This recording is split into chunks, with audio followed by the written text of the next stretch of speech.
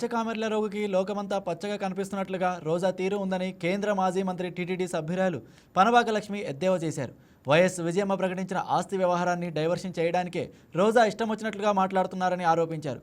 ఆడుధాం ఆంధ్ర అవినీతి త్వరలోనే బయటపడుతుందంటున్న పనబాక లక్ష్మి 11 సీట్ల నుంచి మరింత దిగజారిపోయే పరిస్థితి తీసుకురాబోతున్నారని జోస్యం చెప్పారు.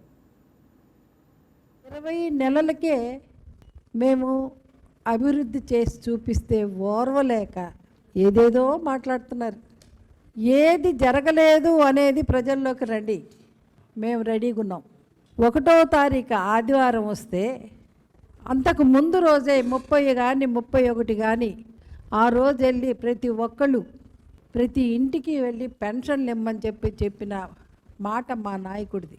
అటువంటిది ఏమి స్కీములు వస్తున్నాయి, ఏమొస్తున్నాయి అని చెప్పని మాట్లాడుతుంటే మీరు పచ్చకావల రోగికి లోకమంతా పచ్చగుంటుందంట. మీరు చేసినట్టే మిగతా ప్రభుత్వాలు కూడా చేస్తుంది అని చెప్పని మీరు అందరు అనుకుంటున్నారు. కాదు, మేము చేసి చూపిస్తున్నాం కాబట్టే మీరు తట్టుకోలేకపోతున్నారు మాకున్నటువంటి పాపులారిటీ చూసి. ఇంకొక విషయం ఏంటంటే నేను హిందూని అని చెప్పుకోవాల్సిన అవసరం లేదు. మా ముఖ్యమంత్రికి వెంకటేశ్వర స్వామి కులదైవం. ఆయన ఎప్పుడు వచ్చినా కూడా ఫ్యామిలీతోటే వచ్చి దర్శనం చేసుకొని వెళ్తాడు.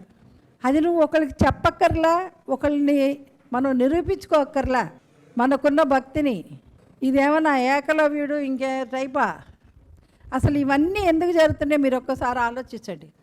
ఈరోజు విజయమ్మ గారు ఒకటి చెప్పారు, ఆస్తిలో నా కొడుకు మోసం చేశాడు నా కూతుర్ని, వాళ్ళ మేనగోడల్ని మేనల్లుల్ని అనేసని.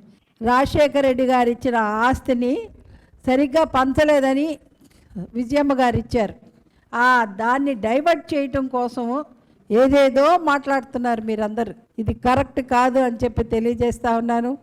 ముఖ్యంగా మీరు స్పోర్ట్స్ మినిస్టర్గా ఉన్నప్పుడు ఆడుదామా ఆంధ్ర అది అందులో జరిగిన అవినీతిని వస్తుంది, అది కూడా వస్తుంది. వచ్చినప్పుడు అది కూడా తెలిసిపోద్ది ఆ కథ కూడా. కాబట్టి పనిచేసే వాళ్ళని ఎప్పుడు వెనక్కి లాగుదామా?